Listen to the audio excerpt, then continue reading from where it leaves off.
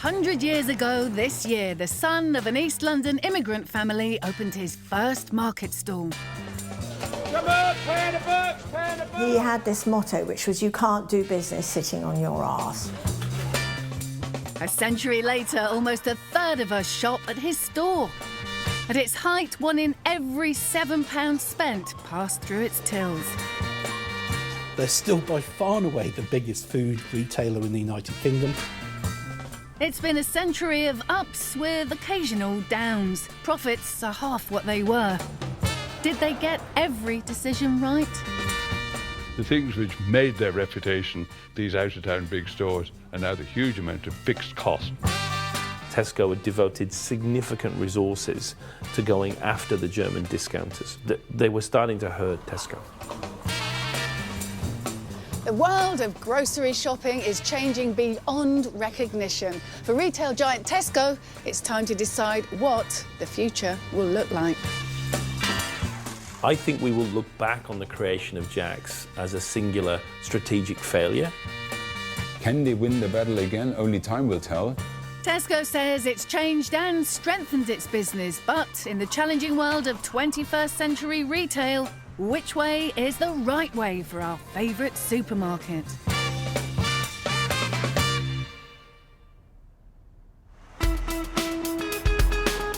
More of us do our grocery shopping at Tesco than anywhere else. It's the supermarket many of us grew up with. Tesco was my first experience of a proper supermarket. I remember when I was 5 being so excited, spotting my first ever yoghurt there. These days, though, I do most of my shopping online.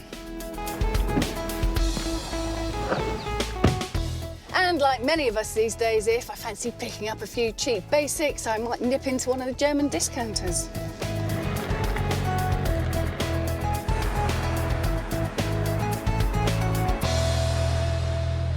To understand today's challenges, you need to go back to the start. 100 years ago. The origins of Tesco are in the end of World War I. In the case of Tesco, you really see a brand that connects with working class people when things were extremely hard for them. In 1919, one of those discharged from the armed forces was 20-year-old Jack Cohen. He was the son of a master tailor, very strict Orthodox Jewish background. He decided he would start up a market stall. Come on, pay the books, pay the boat!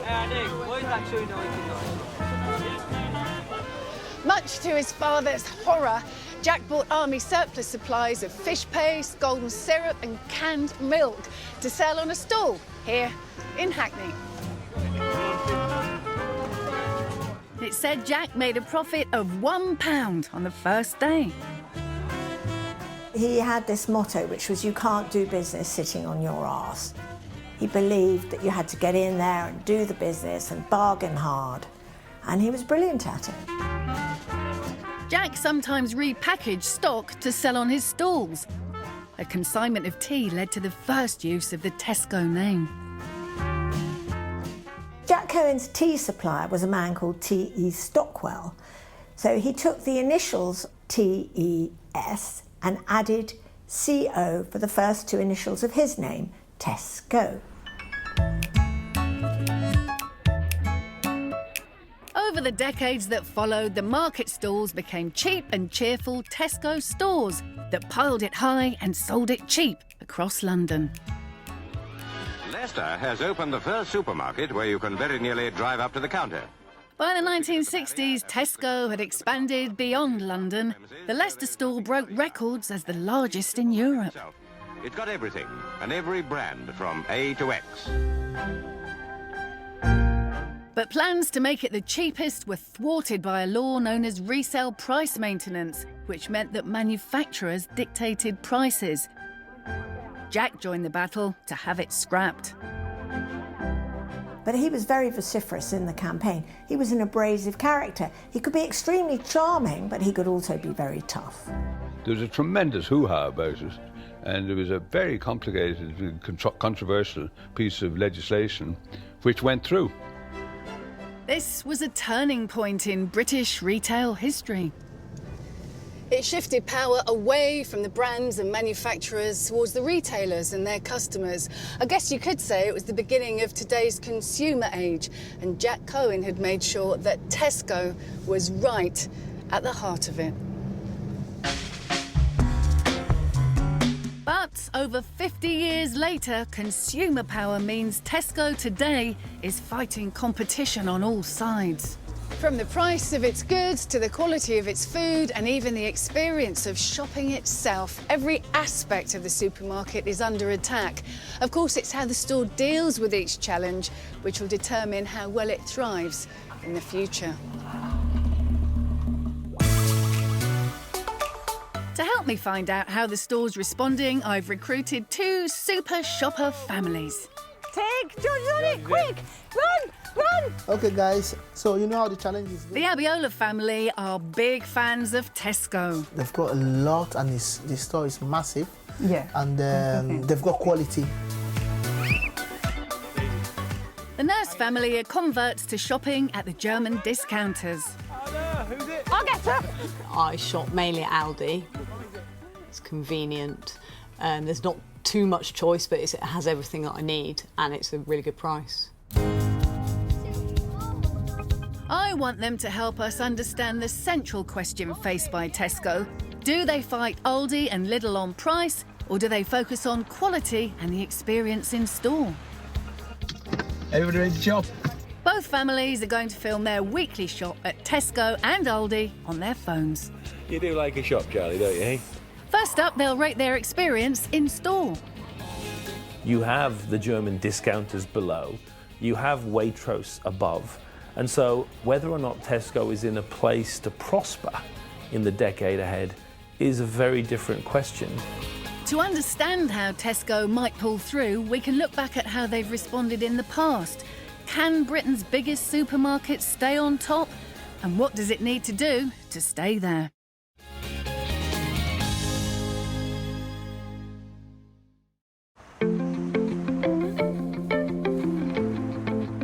Britain's biggest supermarket is under pressure, from the German discounters, from the rise of online retailers, and because fewer of us want to go to big out-of-town stores. Instead, we're doing smaller top-up shops closer to home. Unless you want to pay for it. But competition is nothing new in the world of grocery shopping. News! Green Shields come to town, oh yeah. Green Shields come to town, say Green Shields. Back in the 60s, Tesco tried to attract customers by offering Green Shield stamps. Green Shield stamps. Oh yeah. Oh my, I cannot believe how excited I am to see these Green Shield stamps. I used to spend my Saturday afternoons sticking these in to books like these for my mum. No, I didn't get out much, but this was really exciting because the more books you filled, the bigger gifts you could collect. I used to go to the same lady on the till every Saturday morning, and she'd always give me, you know, double stamps. And then if somebody had been in and they didn't have them, she used to save them for me. I can remember looking at a catalogue with my parents and deciding what toys we want. Thursday used to be double Green Shield stamp day. So they would come in on a Thursday in their droves, and you'd have a problem getting them through the tills. That was how Tesco got us to shop back then. But what's it like shopping there today? My two families are rating their experience in Tesco. The Abiola family, who prefer to shop at the store, are immediately attracted by the offer of free cola. I love it. You love it. This one's mango. Mango? Oh no, I don't like mango. Maybe you want to try. Do you want to try cherry one? Cherry, okay. Charlie, would you like an apple? The Nurse family, who usually shop at Aldi, like the fact there's free fruit for the kids at Tesco. There's lots of free stuff. Yes, there's food and some Coke. That's good. There are 35,000 different lines to choose from in Tesco. For both families, the amount of choice threatens to undermine the positive experience. as the kids can't resist a spot of pester power. Alan, not that one. You don't want that one. No, wait. Please.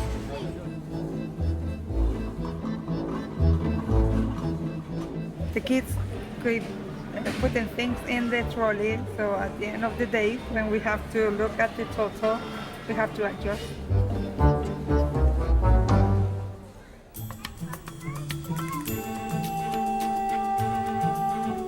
Over at Aldi, there's less choice, and for the nurse family, that makes for a quicker shop. Well, I'd like to do it in less than an hour. Yeah. But with the kids sometimes, with each other. No, it's going to be crap. That's fine. Chocolate spread, okay. But the smaller store is not proving popular with the Abiolas. That's too crowded and it's not wide enough. Wash out, the floor is wet, eh? Wash out. Even my Aldi regulars are surprised at how busy it is today. I don't think I've ever queued this long at Aldi, I have to say.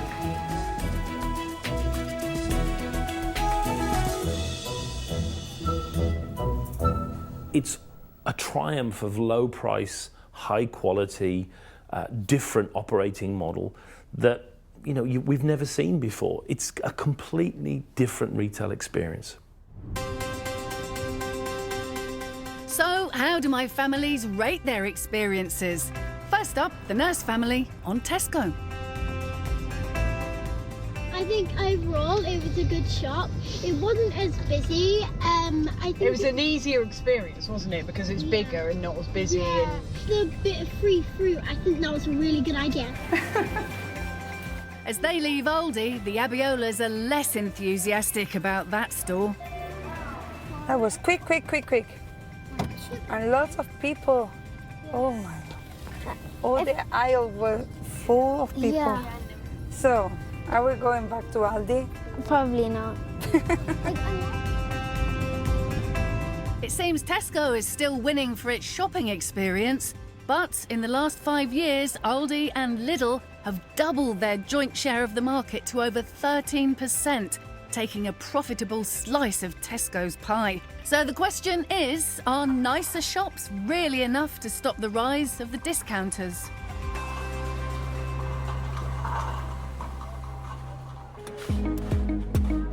It's not always been this way. In fact, back in the 70s, Tesco was also known for its no-frills experience, so much so that some thought its down-market image was putting customers off.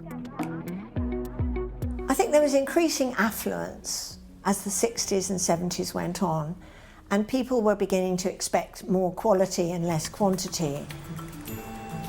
Thanks very much. What are we having? Wow. Dave Hill is a retired Tesco store manager who helps out in his son's business. He started out in the 70s as a Tesco trainee. When I said I was going to join Tesco, most of my friends and family were horrified at the thought of, what, Tesco? The teachers at school would threaten you if you didn't toe the line or you weren't doing very well in a subject. Right, you know where you're going when you leave school. You're going to Tesco.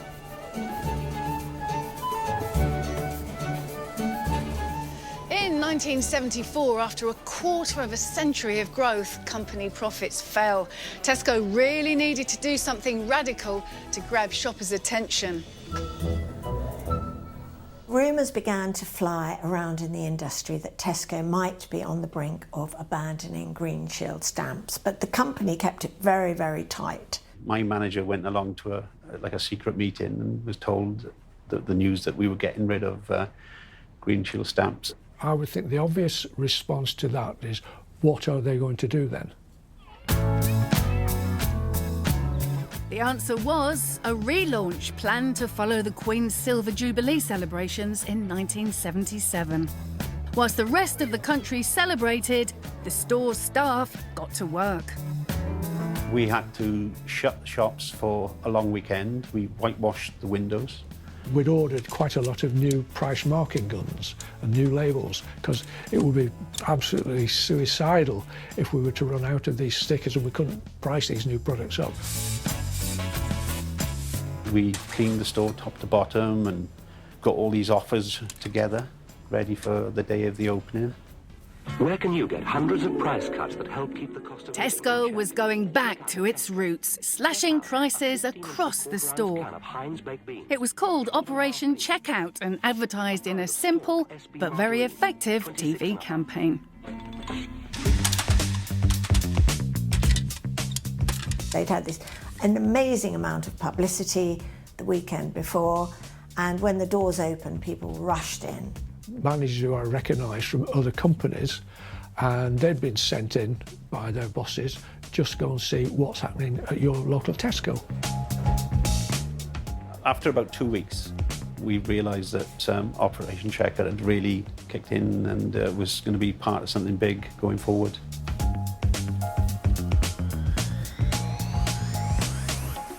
Within 2 years, Tesco's sales topped £1 billion for the first time. Once again, cutting prices had been at the heart of Tesco's success, but Sainsbury's was still the supermarket to beat, and shoppers went there for quality rather than discount prices. So, should Tesco now follow its rival and go upmarket? As Tesco mulled over that question, eye-catching TV ads promoted a very different kind of competitor. Every day, every week, every price is a cut price. QuickSave was a no-frills supermarket opening new stores in places where Tesco was having to close them. To try and work out the secrets of its success, Tesco called one of its rising managerial stars into head office. We went into the boardroom and were met with a group of the directors, and they said, "We have an issue. You and Clive, who was my boss at the time, are relieved of your jobs in Tesco, and you've got a year out to go and look and assess the world outside." Harry and his boss were paid to travel to Europe, where there was a thriving discount store culture. We looked at Aldi in Germany, and we thought that, in fact, was about one of the worst. The lighting in the store was a light bulb on a wire hanging from the ceiling. There were staff living above the store who lived in the apartments, and when they were needed, they would phone up and the staff would come down and man a checkout. But according to the former head of Lidl UK, the Brits might have missed the bigger picture. The Germans are traditionally very, very tight. They would probably drive half an hour if they could save an extra 2p, right? They really orientate themselves in the savings, how much can they keep at the end of every month, and really are not so fussed about how much of a shop floor environment do they get, more how much do I save. On his return, Tesco asked Harry to go to Liverpool to help launch its own small chain of discount stores. We were given 5 stores in Liverpool to start with, and we emptied all of the Tesco products out, completely refurbished them, new range of products, but it was very competitively priced. Tesco now had a big decision to make. Did it go all out for discount, or did it follow Sainsbury's and offer shoppers a more upmarket experience? Tesco decided the future was upmarket. They felt that the discounter didn't add anything to the image of Tesco's. There didn't appear to be a desire for that kind of shopping experience on the British High Street, and Tesco moved on. To promote the store's new image, it created an iconic TV ad campaign. Yes, I was looking for some chickens. The dreaded chicken. Are you looking for what I think you're looking for? Yes, I am, actually. People would watch it thinking we'll be watching it when he actually finds this chicken. Chickens? Their marketing in the 1990s was first rate. Dudley Moore chasing around the countryside in France looking for chicken. All of a sudden people started to say, Tesco do great chicken. It helped to communicate there was something more to Tesco than just low prices. But most importantly, I think it was the bridge into the next campaign, which was really where Tesco took off. I don't like the look of this fish. In 1993, Tesco launched Every Little Helps. No.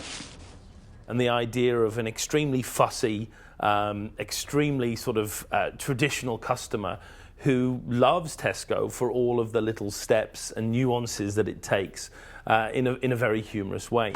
You can't take a fish back just because it looks miserable. What do you expect them to say? Have this cheerful soul instead, madam.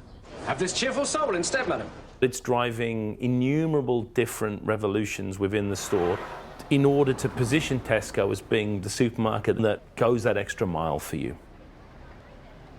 Popular innovations such as cutting queues were promoted in funny ads. I told you I'd put a good word in with the boss. Thank you. Come this way, madam, and I'll open this till for you. I'm afraid I can't promise anything. The cashier would press a button on the machine at the checkout, and that would trigger then a point where they would call for more reinforcement to come back from the sales floor. And I'd run around the warehouse and look and see who's hiding in there, get them down onto the tills. It was recognised as a remarkable campaign, even by rivals like the former head of Waitrose. These are all really clever and brilliant marketing ideas that made you think that Tesco was about great service, and it was also local and handy for you to shop in.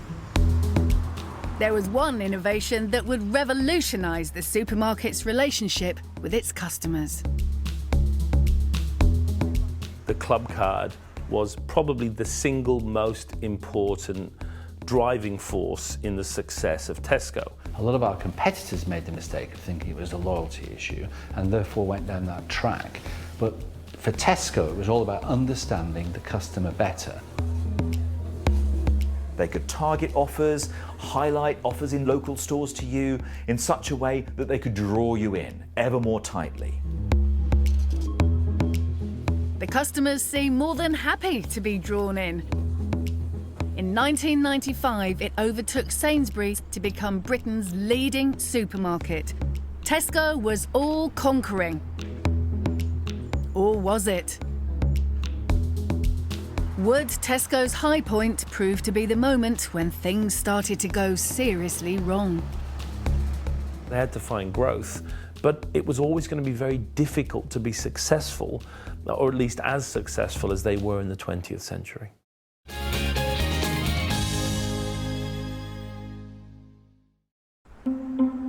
At the start of the 21st century, Tesco was riding high as the #1 retailer in Britain. Everything the company touched seemed to turn to gold. It had almost 32% of the British grocery market. It was opening stores overseas. It was expanding into ever new areas, from gardening to clothes. And there seemed to be a new store opening every week. They came to the conclusion that in order to succeed, all you really needed to do was plant a big superstore on every roundabout of every ring road in Britain. I think what Tesco realised in terms of buying land was that the #1 reason people choose one supermarket over another is they go to the closest supermarket. In the first decade of the 21st century, Tesco almost trebled the number of stores it had across Britain. It could often afford to pay more for land to build the stores, pricing others out of the market. For me at Waitrose and for Sainsbury's and everybody, they set the benchmark. So Tesco would say, we can afford to pay this amount per square foot for this land. And we'd have to sit back and say, well, can we make that work based on our economic model? And quite often it was hard to do that. So Tesco was simply able to outbid people in a very straightforward way because they were able to say, we can make it work. But was this supersized Tesco getting too big for its boots? Newspaper stories accused Tesco of trying to create a monopoly, buying up land so the competition wouldn't get a look in. And it was alleged that it broke promises made to local councils to get planning permission.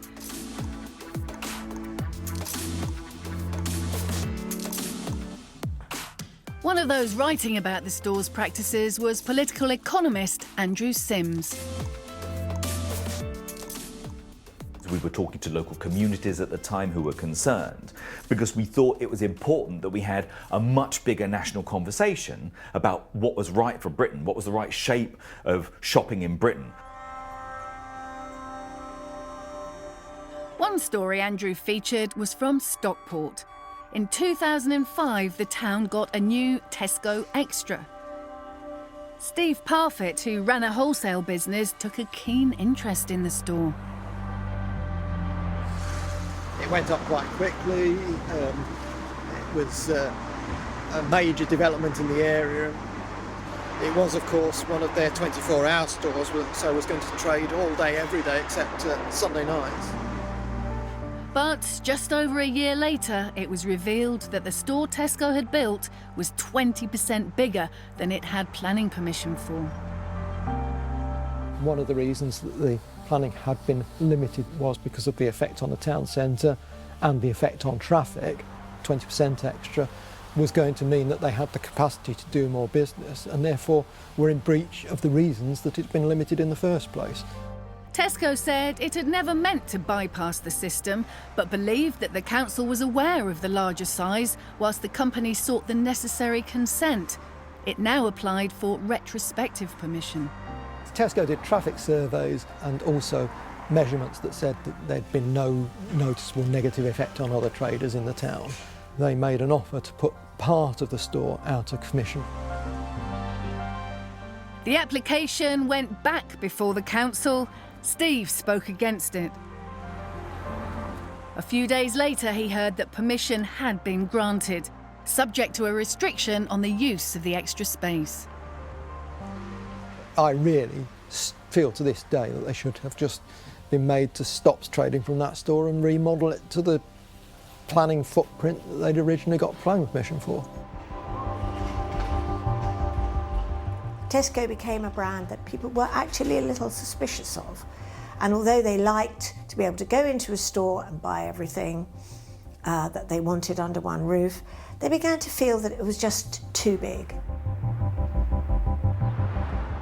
Tesco may have thought it could take on the world, but events were about to prove otherwise. For the first time since the days of Jack Cohen, the store would experience a serious setback. If you want to look for Tesco's Waterloo, if you will, it's almost certainly America.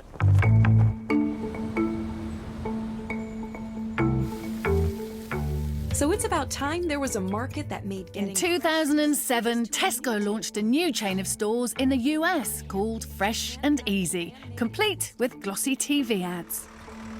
There was tremendous scepticism from analysts, from retail experts, that anyone, even the great Tesco, could crack America. M&S didn't crack it, Sainsbury's didn't crack it. There were constant reports coming back that the concept wasn't quite right, the numbers weren't in the right place. And I can't remember a time when anyone ever thought Fresh and Easy was going to be a success. In 2013, Tesco announced it was pulling out of America. Back in the UK, the city was horrified as it emerged that the group's pre-tax profits had halved. They felt they could walk on water, and they couldn't, and it cost them a huge amount of money. And worse was to come. It was at this moment that the German discounters decided to strike. Aldi and Lidl had been in the UK since the mid-90s, but they'd struggled to win over sceptical shoppers wary of the quality of cut-price food. To get the message across that buying discount didn't mean missing out on quality, Lidl turned to TV advertising. You must be Fiona. I'm John. I think there was one big suspicion out from the British customers. There must be something wrong with the quality of the food those German discounters were offering. We heard many times that people were saying, "Oh, these discounters are putting Polish donkey meat into the meat." Is that British enough for you? I am so sorry about that. I thought the meat from Lidl was just from somewhere else. By the time the public were worrying again about horse meat, the questions would be as much about the quality of Tesco meat as of the discounters. Sainsbury, Aldi and Lidl regularly come top for quality in grocery awards. It's another area in which Tesco finds itself fighting to stay ahead. So, with their shopping trips completed, I've asked my families to put the quality of some of the food they bought to the test. Right, dig in. They're going to blind taste some own brand meals from Sainsbury, Aldi and Tesco. That looks delicious. The Nurse family are trying own brand pizza. I do love the look of the base. I think it's the best base yet. No, I think it's a bit soggy. And for the Abiolas, it's own brand lasagna. The meat is very nice. The pasta is, I don't know, too thick. Charlie, do you like this one? You look like you do. They're also trying dessert. Cheesecake #1. Cheesecake for the Abiolas and ice cream for the nurses. I think it's got enough chocolate there that it's not overpowering. Which supermarket brand do they think tastes best? Okay, so the results are in. How exciting! Let's see. First up, pizza. So in third place, Tesco. In second place, Sainsbury's. And in first place is pizza #1 from Aldi. Not a good start for Tesco, but how did it compare on the rest of the meals? When it came to lasagna, Tesco came out on top. It also beat Sainsbury and Aldi into first place for its own brand chocolate ice cream. And the strawberry cheesecake? My family again preferred Tesco's own brand to the competition. In 3 out of 4 blind taste tests, the families chose Tesco. Good news for the store, but the discounters came much closer on quality than you might have thought a few years ago.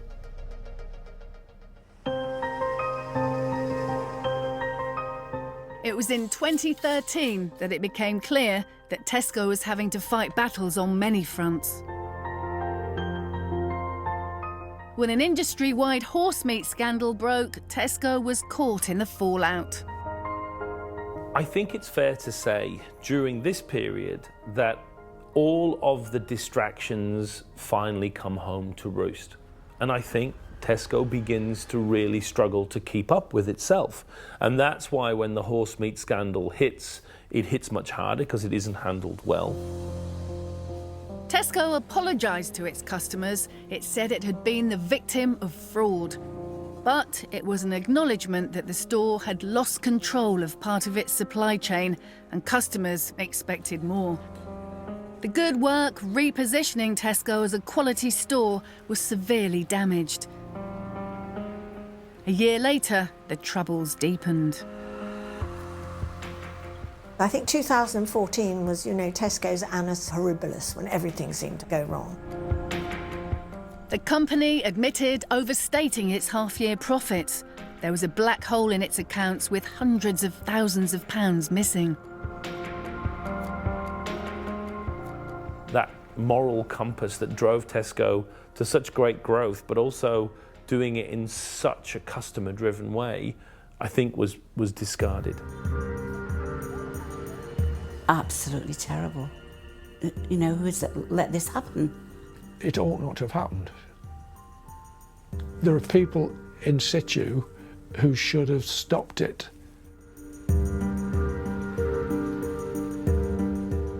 Tesco agreed to pay a fine of £129 million and compensate investors. It said that it sincerely regretted the issue and was committed to do everything it could to restore trust in its business. So are Tesco's troubles now behind it? A new boss, Dave Lewis, took over in 2014. His job to turn the store around. Tesco say significant changes in retail have impacted on all the big supermarkets. Last year, it went on the attack, unveiling an experiment in discount stores designed to take on the German rivals. But is Jack's a sign of confidence or an indication of more troubled times ahead? Well, if I would be still at Lidl, I would be worried about Jack's.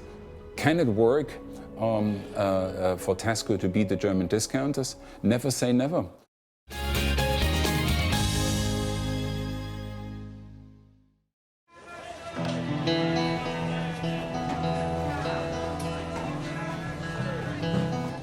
100 years after Tesco's founder first set up a market stall, the store he created must decide which way its future now lies.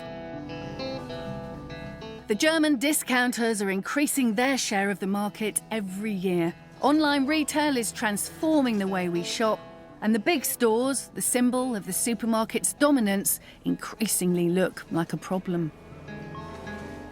The things which made their reputation, these out-of-town big stores, are now a huge amount of fixed cost, which the Aldis and the Lidls haven't got. Their stores are smaller, and they bought them at a cheaper time.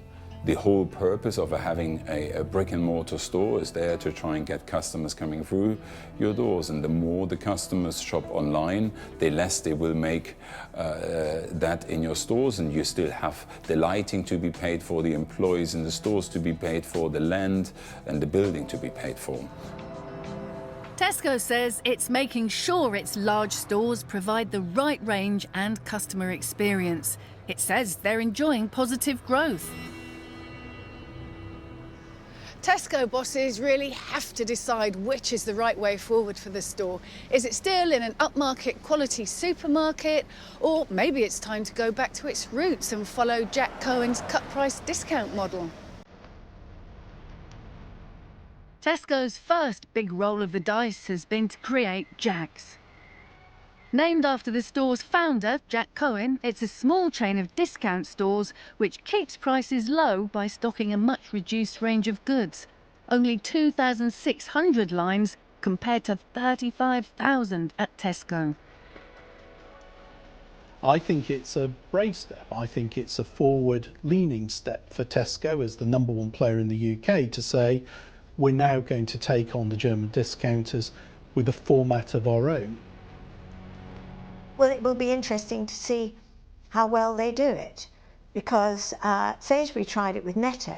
Sainsbury took over Netto, and it didn't work very well for them. It'll undermine their own existing structure. It's bound to do that, and it's a recognition that their traditional way of selling business may be hitting trouble. The lesson of retail history over the last 30 years is focus wins. It's very difficult to run one successful supermarket in this country, let alone another one which is a completely different model aimed at challenging German hard discounters. I think we will look back on the creation of Jack's as a singular strategic failure, and Tesco will come to regret the exercise. Price is key to the discount model. When it launched last year, the Mirror newspaper pointed out that Tesco's own budget range could still be cheaper than Jack's.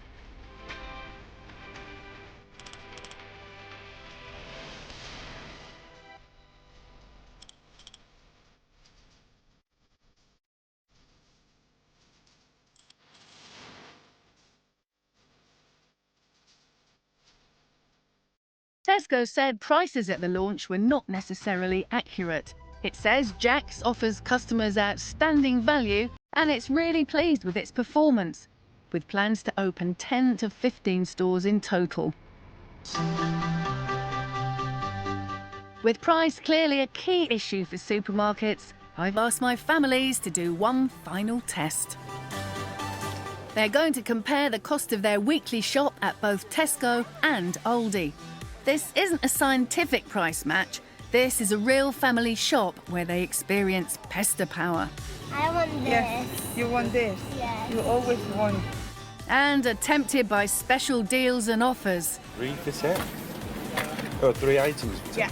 So at Tesco, the Abiola family ended up spending £79.61. At Aldi, the cost of their shop dropped to £71.67. A cut in the final bill of almost £8. And the family have an idea about why they spent less at Aldi. Because the kids didn't have that much choice, So I think this reduced the price a little bit. The Nurse family usually shop at the discounter because of its no-frills, low-cost approach. So how did their bills compare?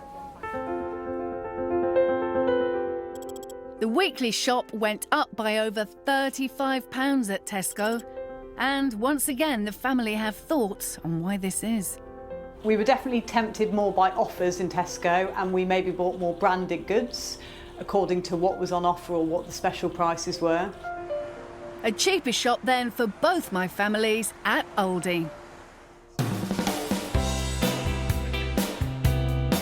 In 2 out of our 3 tests, comparing the experience of shopping and the quality of the food, Tesco came out on top. So how much does it matter that on this final test, price, Aldi is the winner? Oh, hi, I'm Helen. Hello, Sonny. I've brought my families together to find out if the experience of doing the tests has changed their minds about where to shop. Sandra, you saved around £8 by shopping at Aldi. Is that not worth a return visit? Maybe if I'm going to do the shopping by myself, but we base our shopping in the experience with all together, and we prefer Tesco. It's more relaxed, and the children have a space to walk and shop, to able to see them where they're going, they're coming back. So that's why I prefer Tesco, which is #1 store for me.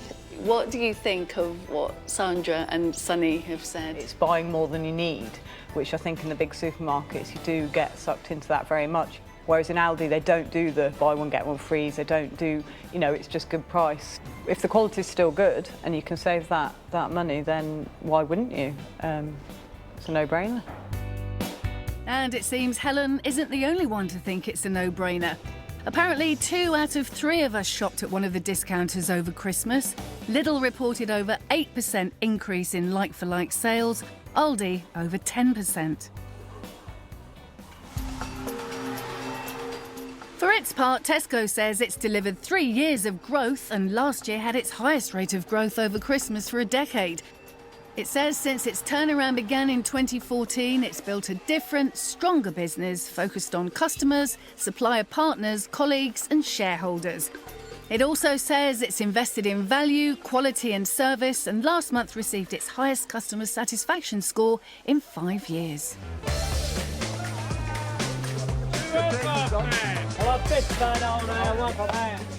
From humble beginnings on an East End market stall through to pilot high sell it cheap stores. Come on, lovely banana, £1 out. From Green Shield stamps and Operation Checkout to Every Little Helps and clubcard. Tesco's been tapping into the state of the nation and finding ways to get us to buy more for 100 years.